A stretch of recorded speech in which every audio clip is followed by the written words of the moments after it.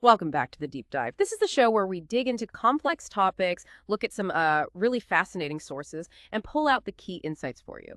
Our goal is always to give you that shortcut to being genuinely well informed, maybe with a few surprising facts and, just enough depth to really get you thinking.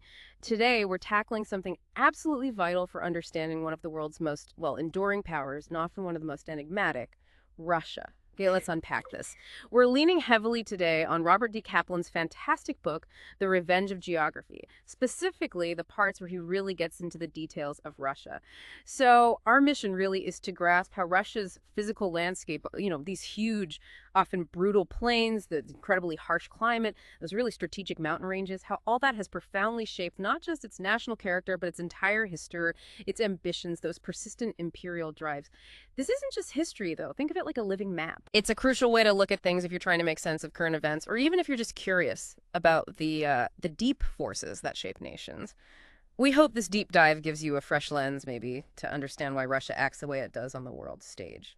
So, expert, to really get Russia, where do we even begin? You absolutely have to start with the land itself. It's such a profound, almost primal force in Russia's story. Just try to picture the scale. It's almost unimaginable. It's not just a big country. It is the world's #1 land power. It sprawls, 170 degrees of longitude? Nearly halfway around the entire globe? Kaplan paints this really stark picture. He talks about the yawning and flat mileage of the steppe lands to the north, and these huge lowland plains stretching basically from the Carpathians in Europe right across the Urals, which he calls, kind of dismissively, just a small eruption on this flat, continent-sized landscape. Yeah. And they just keep going, all the way to the central Siberian plateau, this sheer, massive flatness. It's maybe the single most important geographical fact about Russia. And what does that kind of flatness actually mean for a nation, strategically speaking? Well, it's huge. Unlike maritime powers, countries like Britain or the U.S. protected by oceans, land powers, as the naval strategist Mahan pointed out ages ago, are perennially insecure. They don't have those natural sea barriers. Mahan said they're forever dissatisfied, always feeling this constant, almost existential pressure to expand their territory. If they don't expand, they risk being conquered themselves. And Russia, with this immense flat expanse, it's described as almost bereft of natural borders. There's very little built-in protection. So this geographical reality, this lack of easy defense, it creates this persistent, deep-seated fear of invasion from land, this inherent vulnerability, this wide-open country. It's what historically drove Russia's push west into Central and Eastern Europe, trying to block threats from, say, Napoleonic France or later Germany. It's also what propelled them south, towards places like Afghanistan, not just to counter the British in India, but always seeking that elusive warm water port on the Indian Ocean. And out east, they've constantly pushed against China, always trying to secure those incredibly long, vulnerable flanks. It's not just strategy. It feels almost like a geographical command. Okay, so that's the vast plain. But what about the edges, like the Caucasus Mountains you mentioned? How do they fit into this picture of vulnerability? Ah, the Caucasus. They're a perfect example of Russia's really complex relationship with its borders. Kaplan stresses that these mountains are a crucial barrier. The Russians feel they had to dominate them to feel safe from, the political and religious storms coming out of the greater Middle East. Alexander Solzhenitsyn, in his novel August 1914, he actually opens with this amazing, almost poetic description of the Caucasus. He talks about each single indentation, brilliantly white with deep blue hollows, towered so vast above petty human creation.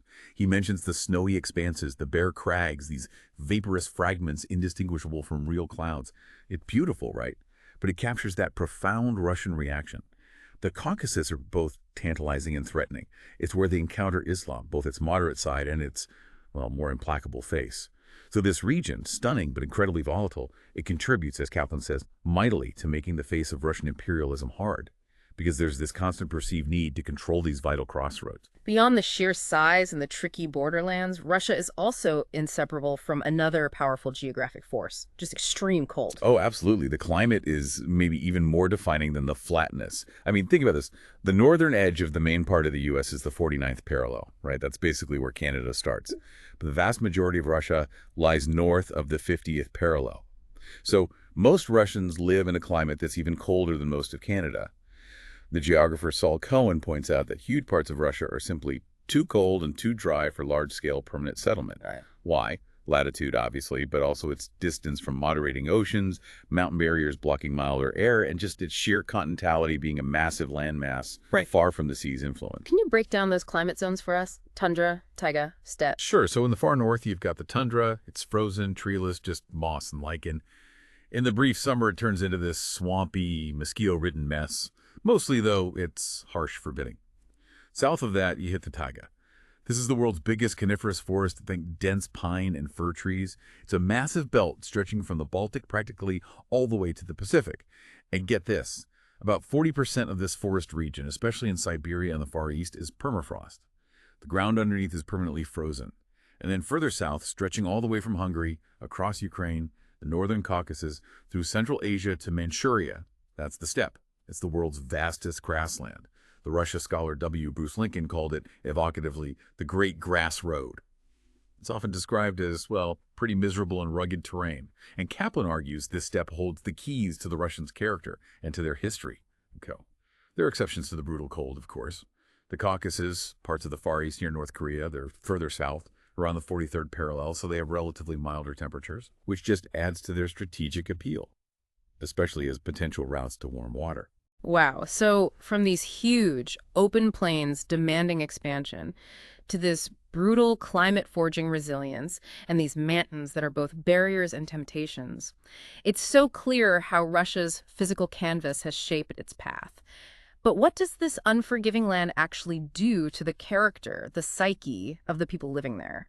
That's where it gets really fascinating, because you can draw such direct lines from this harsh, vast landscape to the Russian national psyche. It's really not an exaggeration to say insecurity is almost the quintessential Russian national emotion. You know, the historian G. Patrick March, he points to the Tatar yoke, that incredibly long period of Mongol domination, as just a crucial factor. He argues it instilled a kind of greater tolerance for tyranny, partly by just grinding people down, making them used to hardship, but maybe even more importantly, it afflicted them with this deep paranoid fear of invasion. And James Billington, you mentioned his book, The Icon and the Axe. He takes it even further, right? He does. He states it pretty bluntly. In Russia, geography, not history, has dominated Russian thinking. Just think about that. The land itself, the brutal seasons, the few rivers spaced far apart, the iffy rainfall and soil fertility. It literally dictated the rhythm of peasant life. Imagine these nomadic conquerors sweeping in from the steppe, seemingly random, like waves crashing on this vast, unchanging, unfriendly sea. It must have felt completely beyond their control. So, essentially, Russia's flatness, stretching endlessly with no natural borders, combined with its tendency for settlements to be scattered rather than clustered in dense towns. It created, historically, what Billington calls a landscape of anarchy.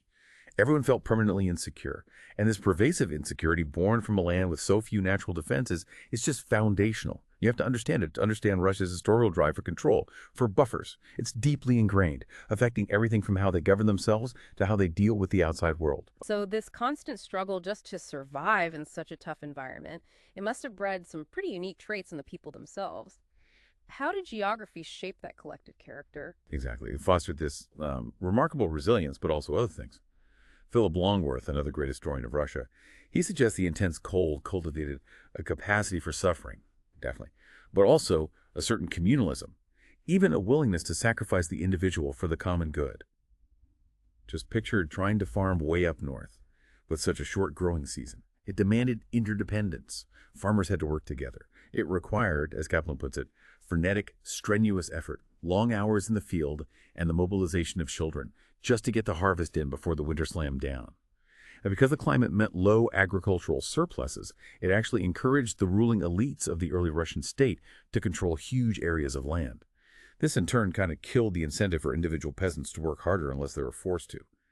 Longworth argues this even contributed to a violent tendency in daily life because resources were so scarce and tightly controlled. But that communal spirit, that heart-rending collective effort, it went beyond farming. It was there in clearing the forests, building the churches, putting up fortifications on the icy plains, all while chanting Orthodox prayers. It points to this deep collective survival instinct, where the individual often just had to be secondary to the group. Longworth even connects this historical reality, this sort of disregard for personal freedom born from necessity, directly to the later appeal of Russian communism. It's a fascinating link. And religion. What role did that play, especially being huddled in forests with the open steppe nearby? Oh, a central role. Yeah. Absolutely central. Clustered there in the forest for protection, with enemies potentially always lurking out on the steppe. The early Russians found refuge not just in nature worship, animism, which makes sense, connecting to their environment, but profoundly in religion. Orthodox Christianity. Billington has this wonderful description of how the spring festival of Orthodox Easter acquired a special intensity in the Russian north. That traditional Easter greeting, Christ is risen, and the response, in truth, risen. It wasn't just about Christ's resurrection. It powerfully echoed the rebirth of nature itself after the long, dark, brutal winter. It suggests that Russian Orthodoxy absorbed some elements of older pagan beliefs, this really deep, almost mystical connection to the land and its cycles. That's interesting. And this idea of totality, you mentioned Berdyaev linking communism to a kind of secular orthodoxy. Yeah, Nicholas Berdyaev, he was an early 20th century thinker. He saw Russian communism, especially the Bolsheviks' emphasis on total commitment, collective devotion, as almost another Russian religion, a secular version of orthodoxy, offering a new universal truth to replace the old one. And Billington's book title, The Icon and the Axe, it just captures this dual spirit so well. The icon, that was the vivid reminder for these people on the frontier of the power of their Orthodox faith. It offered security, comfort, a sense of higher purpose in a really dangerous world. And the axe, well, that was the basic implement of Great Russia, the indispensable means of subordinating the forest to human will, clearing land, building homes, building fortifications, surviving. So this concept of religious and communist totality, as Berdyaev saw it, it grew directly out of that feeling of being defenseless in the forest, right next to the threatening steppe. And that, in turn, instilled this profound need for conquest, for control, for creating a buffer zone around their vulnerable core. It really helps explain that deep-seated drive for control, doesn't it? That need for security, born from centuries of geographic vulnerability, the Mongol experience. How does that manifest today, I wonder? In our super connected, information heavy world, it seems like a fundamental impulse that just keeps resurfacing. And what's truly remarkable, as you said, is this cycle: expansion, collapse, revival, always against the same geographic backdrop. It's central to Russia's whole story. You can't count Russia out, can you? Other empires rise and fall and they're gone. But Russia seems to expand, collapse, and then come back, rediscovering the same geographic imperatives each time. Let's trace that. How did this geographic destiny actually play out in some key moments in Russian history? Yeah, the cycles are striking, and each phase teaches us something. Take Russia's first great empire, Kievan Rus. It popped up around the mid-9th century, centered on Kiev, which was, the most southern of the big cities along the Dnieper River. That river location was absolutely critical. It gave them easy contact with the Byzantine Empire down south, and that directly led to the Russians converting to Orthodox Christianity, the same faith that later got infused with that unique intensity shaped by the northern winter, as we discussed. Geography also meant Kievan Rus was this mix of people, Scandinavian Vikings coming down the rivers from the north, blending with the local Eastern Slavs. But the soil there wasn't great, so to get enough food, they had to conquer large tracts of land. And boom, an empire starts forming, driven by basic needs, bringing together Vikings and Byzantines, essentially giving birth to Russia as this distinct geographic and cultural idea. But being on the edge of the steppe meant constant pressure, right? Constant pressure. Kievan Rus was always fighting off nomads from the steppe, and then, mid-13th century, bam, they were destroyed by the Mongols, led by Batu Khan, Genghis Khan's grandson. Kaplan makes a fascinating point here. This devastating Mongol push westward was directly linked to successive years of drought back on their home grazing lands. Their horses, the source of their food, and their incredible military mobility needed new pastures. So there it is, the first great attempt at Russian imperial expansion over the Eurasian heartland gets completely overrun by forces driven by geography and climate change, basically. A brutal early lesson in vulnerability. And the response was to move north. It's exactly. Russian history effectively shifts northwards after that, towards cities like Smolensk, Novgorod, Vladimir, and ultimately Moscow. Moscow comes out on top in the later medieval period, an era really defined by autocracy and paranoia, partly a direct result of that ongoing Mongol pressure and the insecurity it bred. Moscow's rise was helped immensely by its location. It had an advantageous position for commerce, sitting on crucial portage routes, places where boats and goods were carried between river systems in the upper Volga basin. Bruce Lincoln described Moscow as being at the center of the upland in which the great rivers of European Russia had their beginnings. It was a hub from which Russia's river highways zigged and zagged outward, a natural crossroads for trade and power. And importantly, during this phase, the Russians deliberately avoided the open steppe, which was still dangerous Tatar territory. They focused instead on developing these impenetrable forest tracts where a state could hide, consolidate, better cohere. But this medieval Muscovy found itself surrounded and virtually landlocked. East was just endless forest steppe and the Mongols. South, Turks and Mongols blocked the Black Sea. West and northwest, Swedes, Poles, Lithuanians blocked the Baltic. Ivan V, Ivan the Terrible, ruling in the mid to late 16th century, only had access to one miserable little port way up north on the White Sea, part of the Arctic Ocean. So, as Kaplan puts it, threatened on all sides of the infinite plain, the Russians had no choice but to try to break out. Geographic desperation again, fueling ambition. And breakout they certainly did under Ivan V. He's often pegged as the start of Russia's big imperial push, isn't he? He really is. Ivan the Terrible, though, Grozny actually means more like the dread or awe-inspiring than just terrible. He was Russia's first major imperialist. But Kaplan suggests the role was partially thrust on him by history and geography. Remember, Constantinople, the heart of Greek Byzantium, fell to the Ottoman Turks in 1453. This sent Greek refugees, people with vital administrative and technical skills, filtering north to Moscow, directly helping its empire-building project. Ivan then defeats the Kazan Tatars, which opens the way to the Urals. Later, he conquers the Sibir Khanate, taking a huge step towards controlling Siberia. Kaplan notes that Ivan's infamous cruelty and cunning reflected what his people had learned over generations of patient and supple dealings with the Asiatics, a harsh adaptation to a harsh world. And the speed of this Russian expansion, this eruption across the landscape, was just stunning. Less than 60 years after Ivan, by the early 17th century, Russians were already standing on the shores of the Sea of Okhotsk, way out on the Pacific margin. Ivan also looked south and southeast, towards the Muslim Khanate of Astrakhan, which controlled the Volga Delta and key routes towards the Caucasus, Persia, and Central Asia. But even as he was pushing east and south, Ivan suffered a major setback in the Baltic. He was defeated by the Hanseatic League and the German Order, and this crucially cut Russia off from the West, even as it was absorbing influences from its new conquests in the Middle East and Asia. This period also saw the rise of the Cossacks. Such a distinct group. How do they fit into this geographic story? The Cossacks are a fascinating byproduct of all this frontier expansion. The word originally referred to freelance Tatar warriors, actually.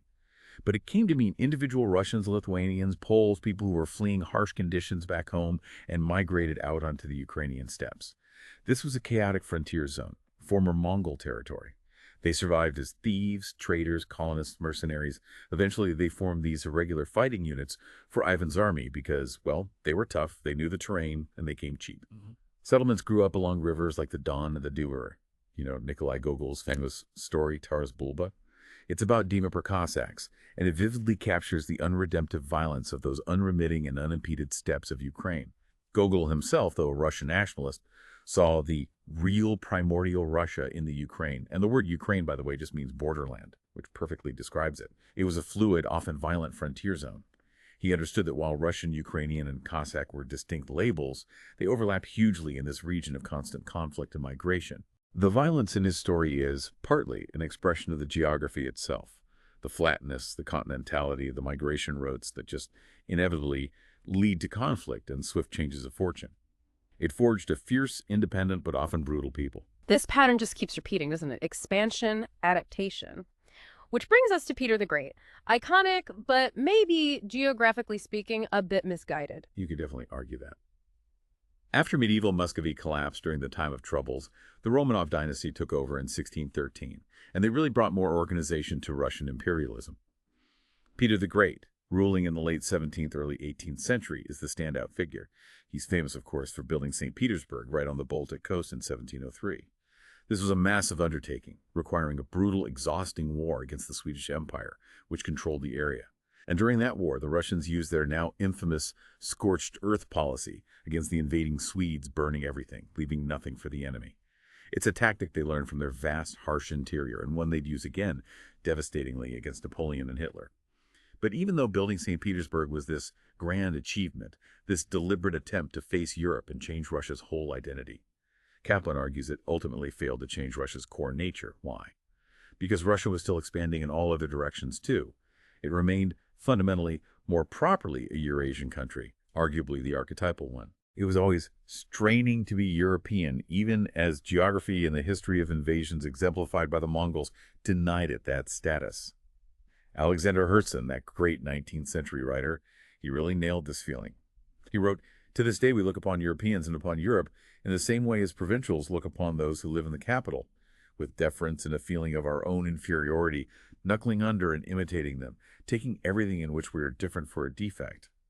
Russia was, and maybe still is, this nation that wrestled an empire out of an almost impossible continental landscape, always reaching towards Europe, but also towards the Middle East, towards India, perpetually caught between its European dreams and its inescapable Eurasian reality. And that drive for control, for expansion, always rooted in that deep insecurity, it found a new tool with technology, didn't it? The late 19th century saw this huge railway boom. Hughes is right.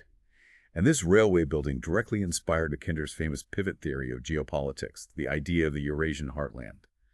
Between roughly 1857 and 1882, Russia laid down thousands upon thousands of miles of track, connecting Moscow to the Prussian border, linking it to Nizhny Novgorod on the Volga, down to Crimea on the Black Sea.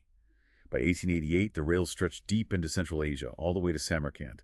They crossed the rugged Caucasus Mountains.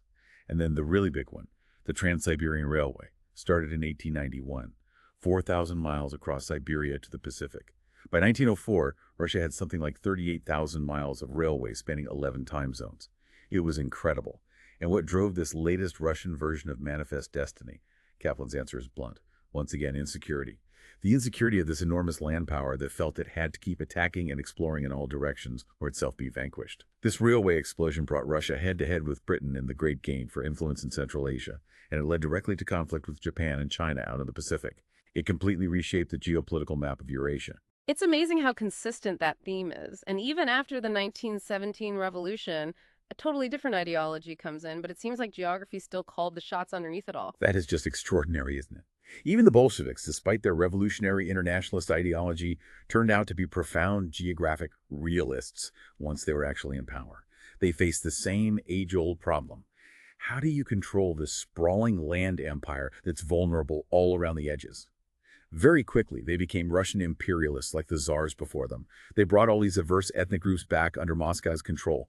Moldovans, Chechens, Georgians, Azeris, Turkmens, Uzbeks, countless others.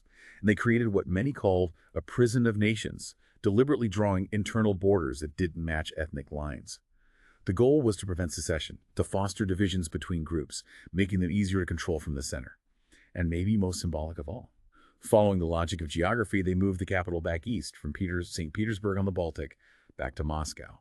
Kaplan says this restored the largely Asiatic reality that's always been at Russia's core.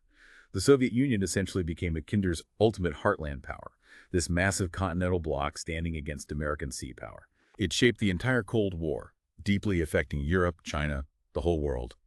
It was an empire built on ideology, yes, but underpinned by the relentless, unchanging demands of its geography. But even that seemingly solid control, that vast empire built on ideology and geography, it wasn't immune to the revenge of geography, was it? It seems like even totalitarian power couldn't permanently override the basic facts of the land. Exactly.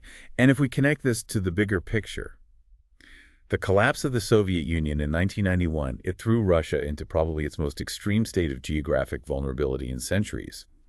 Suddenly, the nation was shrunk back to its smallest size since before Catherine the Great. It lost Ukraine, the Baltic states, the Caucasus, all of Central Asia, huge strategically vital territories. Now, its remaining territory was still bigger than any other country on Earth, covering over a third of mainland Asia, but it was suddenly this vast and naked expanse, no longer guarded by mountains and steppes at its fringes. And compounding this was a rapidly shrinking population, which incredibly was smaller than Bangladesh's at the time. Kaplan's assessment is stark. Perhaps never before in peacetime was Russia so geographically vulnerable.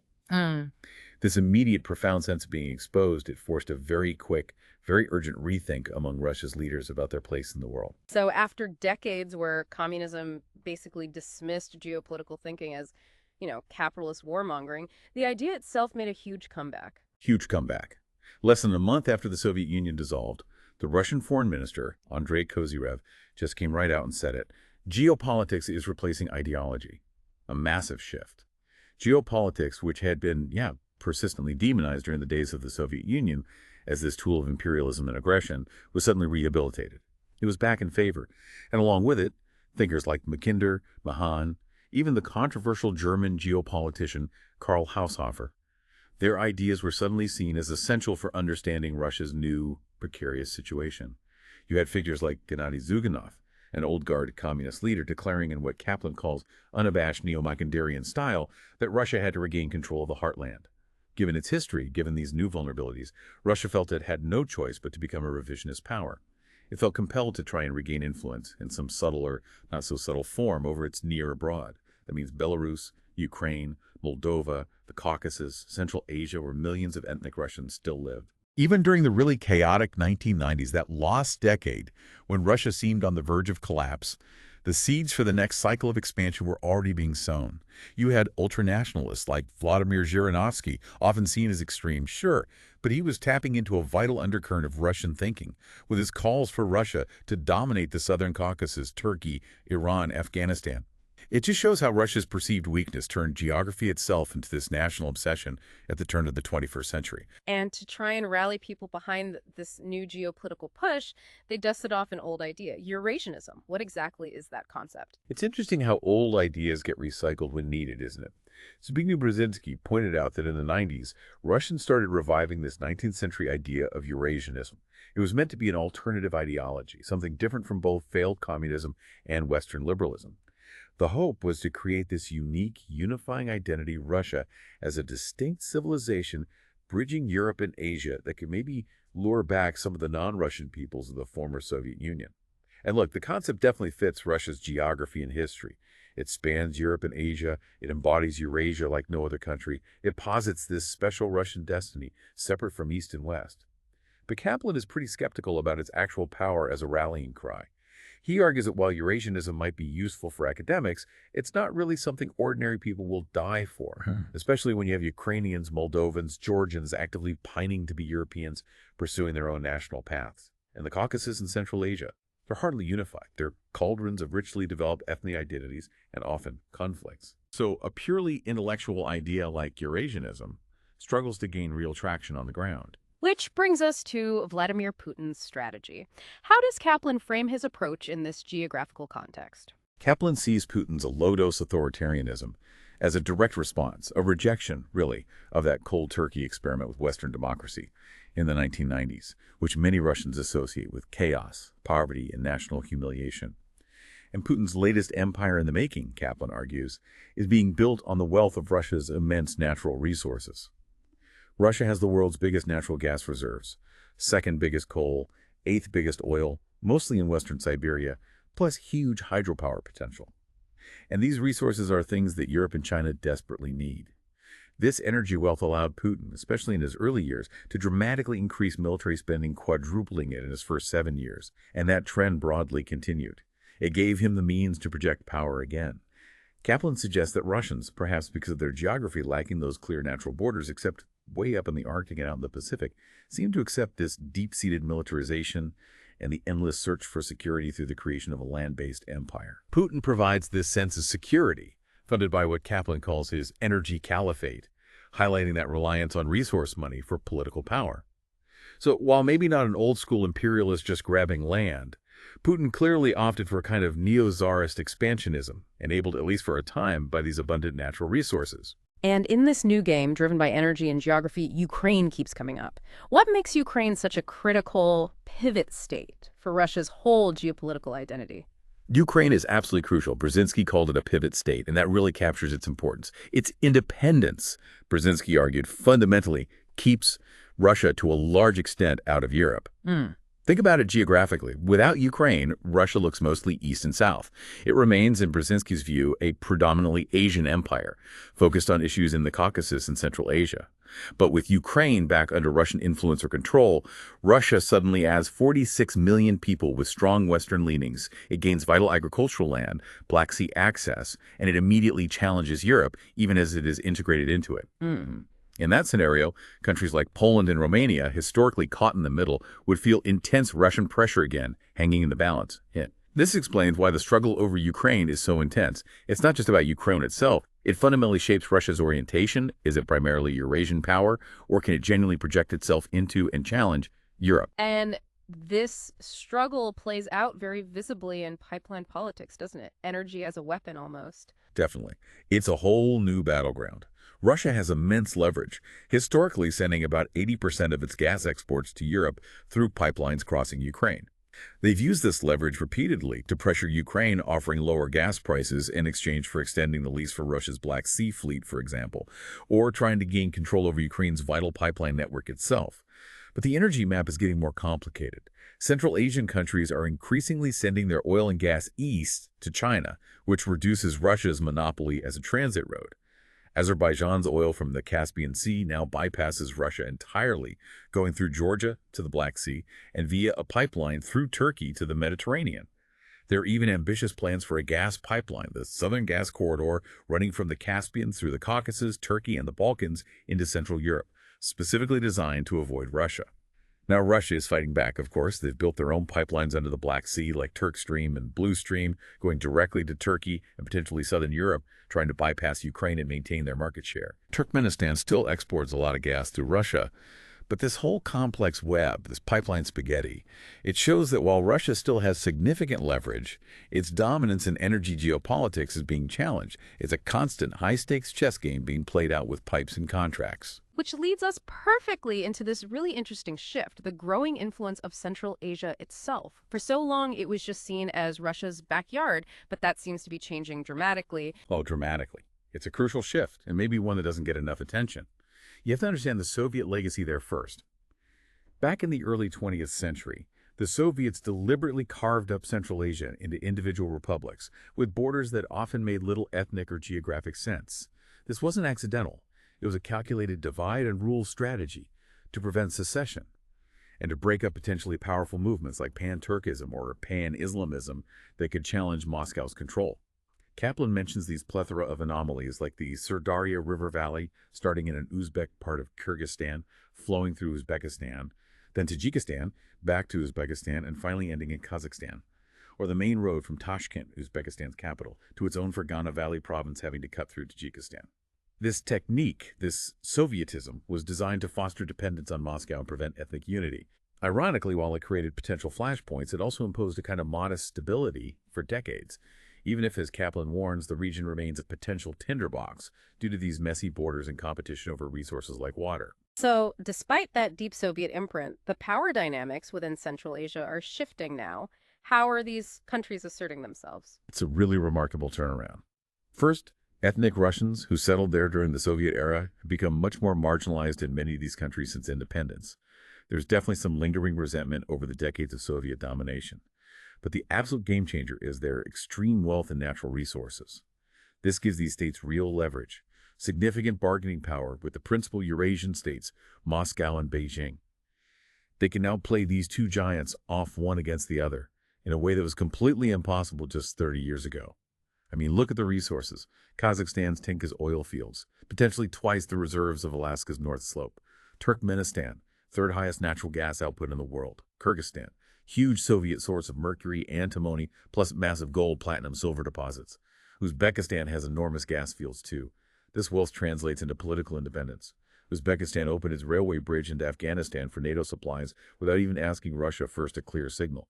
Turkmenistan has actively sought out new energy export routes to China and potentially Europe, trying not to depend solely on Russian pipelines. And Kazakhstan deliberately brought in European engineers, not Russian ones, to help develop its complex offshore oil fields in the Caspian Sea.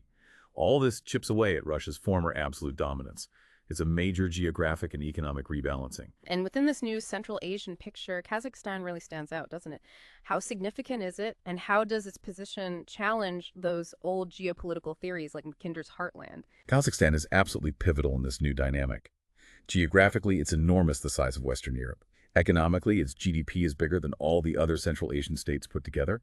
And resource-wise, it's just loaded. Rich in all the world's strategic natural resources, as Kaplan puts it. Largest uranium reserves, second largest chromium, lead, zinc, third manganese, fifth copper. The list goes on. Its new capital city, Astana, now Nur-Sultan, though many still say Astana built for something like $10 billion by the famous architect Sir Norman Foster. Crucially, it was built deliberately in the north of the country, a region with a large ethnic Russian population that some Russian nationalists wanted to grab after the Soviet collapse.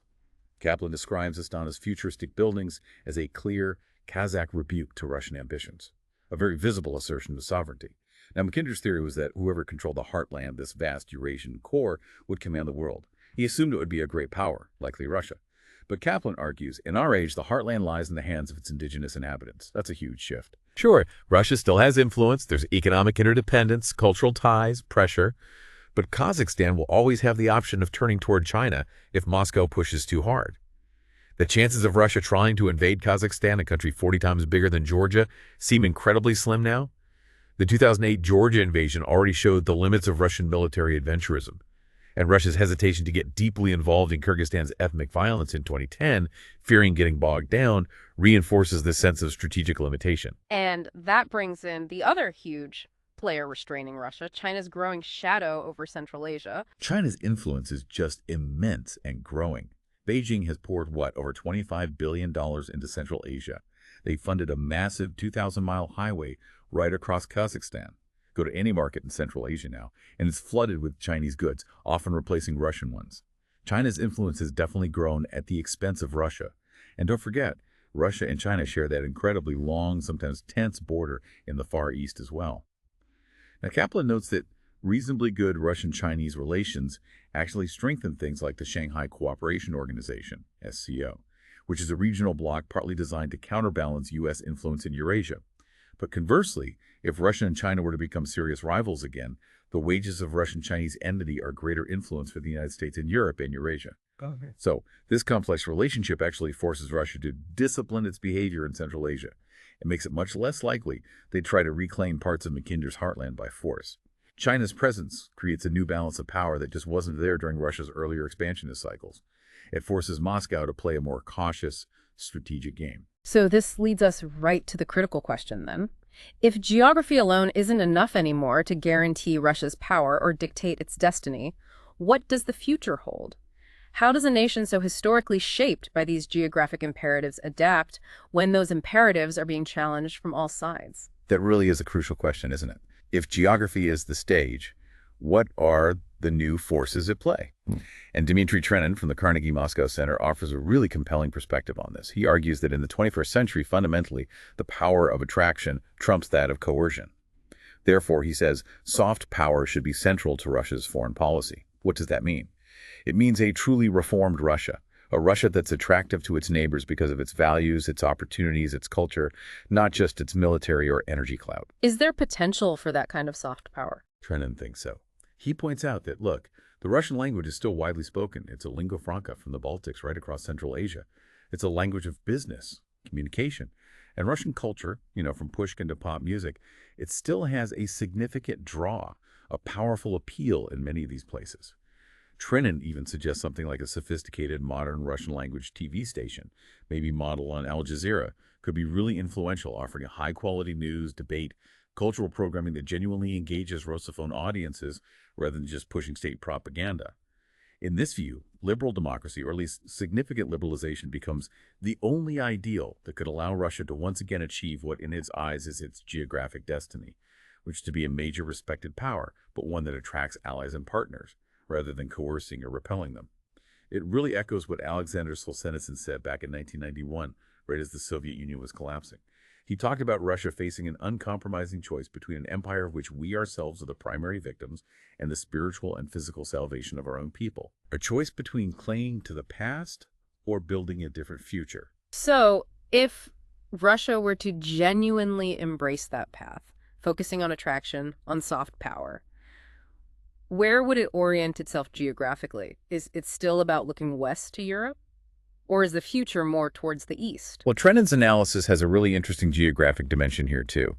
He suggests Russia should actually focus more on its extremities, meaning Europe on one side and the Pacific on the other, rather than being solely obsessed with controlling the Eurasian heartland.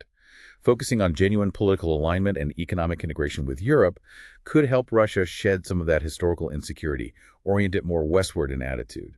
And demographically, it makes sense. Despite Russia's vast size, the overwhelming majority of Russians live in the extreme west adjacent to Europe. So real reform, combined with that population distribution, could potentially make Russia a more authentically European country. And the Pacific, Vladivostok is the capital. That sounds radical. It does sound radical, but Trennan argues Russia would do well to think of Vladivostok as its 21st century capital. Why? Because of its proximity to the most economically dynamic region on the planet. East Asia, Beijing, Hong Kong, Seoul, Shanghai, Tokyo are all relatively close. The old Soviet Union basically just extracted raw materials from its Far East, completely missing out on the East Asian economic miracle that started back in the 70s. China, meanwhile, embraced market reforms and boomed. It's now investing billions across Central Asia, even helping former Soviet republics like Moldova. So Trennan's idea is a dual strategy. Politically, align more closely with Europe. Economically, integrate much more deeply with East Asia. Theoretically, this could even help solve Russia's chronic problems in places like the Caucasus and Central Asia. How? By making Russia itself more attractive, offering the kinds of freedoms and living standards that people in those regions increasingly desire, making them want to associate with Russia, rather than just being pulled into its orbit by necessity or force. It really makes you wonder, doesn't it, what Russia might have become if things had gone differently at certain points. Was there a missed opportunity? Kaplan certainly thinks so. He speculates about 1917. He suggests that if the Bolsheviks hadn't seized power during that moment of extreme fragility, it's entirely possible, likely even, that Russia would have evolved into a poorer and slightly more corrupt and unstable version of France and Germany, anchored nevertheless to Europe. He points out that the old Tsarist regime, the ancient regime, despite its flaws, had a German dynasty, French-speaking nobles, a European-facing capital in St. Petersburg. It was fundamentally oriented westward, even if the peasantry was not so. It highlights that path not taken. It underscores that even with powerful geographic forces at play, human choices, political decisions, they really do matter. They can change a nation's destiny. And seen in this light, Putin's low-dose authoritarianism after 2000 looks like a deliberate rejection of that chaotic 1990s cold turkey experiment with Western democracy and market capitalism. Putin, Kaplan argues, has relied primarily, almost solely, on only geography, leveraging Russia's size and resources for its power and his neo-Tsarist expansionism, funding the military buildup. But Kaplan's conclusion is stark, and that is not enough. So, geography sets the stage, but it's not the whole play. Exactly. Geography, as we've seen all through this, it's the constant backdrop. It shapes possibilities, creates pressures. But ultimately, the battle of ideas plays out against that backdrop. And Kaplan warns that when a people has nothing else to unite them except geography, when there's no compelling shared vision or ideal beyond the land itself, the state often suffers from this overpowering malaise.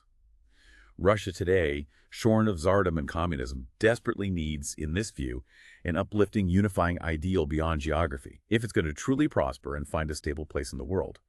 And this need is made incredibly urgent by Russia's demographic crisis. The population is shrinking fast. Projections show it dropping from maybe 141 million now to potentially only 111 million by 2050. That's due to low birth rates, high death rates, high abortion rates, very low immigration, all made worse by serious environmental problems like water and soil pollution. These are huge internal challenges that controlling more territory simply cannot solve. Plus, you have the growing Muslim community, maybe reaching 20% of the population within a decade, often concentrated in regions with historical separatist tendencies.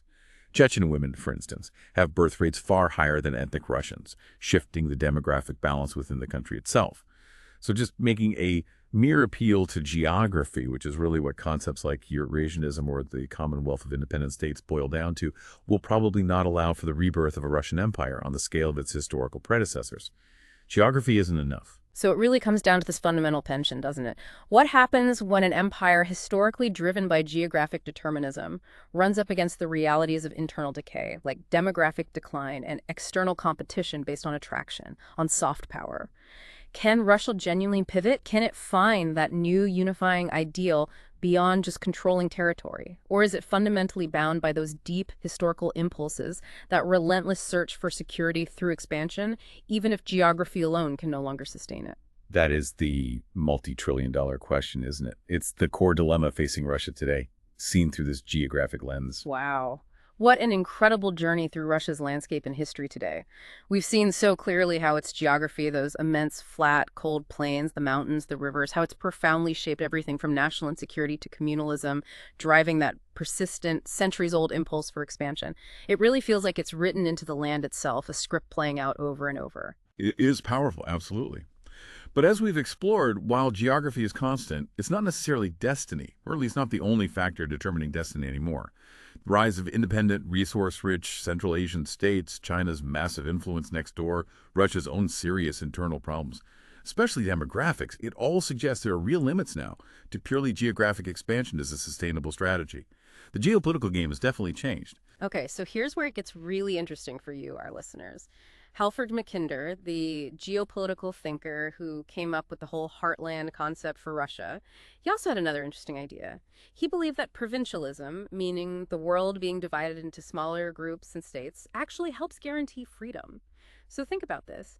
Could the very things that historically drove Russia's empire building, its sheer vastness, its lack of clear, defensible borders, could those factors now paradoxically be pushing it towards internal reform, towards needing to find a new identity not based solely on controlling space? Or will the revenge of geography win out again? Will Russia remain locked in that endless search for security through territory, a security it perhaps can never truly achieve that way alone? Something to definitely mull over. Thank you so much for joining us on this deep dive. We really hope this exploration gave you a fresh, maybe challenging perspective on one of the world's most complex and consequential nations. Keep exploring, keep questioning, and we'll see you next time.